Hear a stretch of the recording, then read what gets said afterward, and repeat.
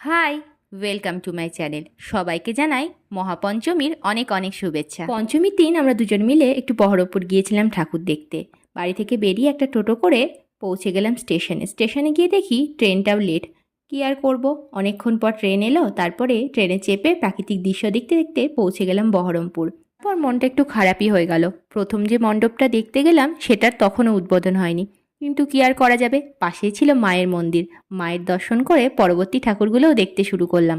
বহরমপুরে প্রত্যেক বছরই সুন্দর সুন্দর প্রতিমা সাথে প্যান্ডেল হয়, কিন্তু আমার মতে এই বছরের সেরা প্যান্ডেল হয়েছে বাবুল বোনাই হাওয়া মহলের আদলে তৈরি এই প্যান্ডেলটা।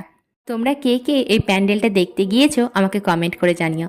তারপর আরও কিছু ঠাকুর দেখলাম। তারপর ও বলল র্যাফ F9-এর এই রোলটা ট্রাই করতে। ও অফিসে মাঝে মাঝে এটা খায়, তাই আমিও ট্রাই করলাম এটা।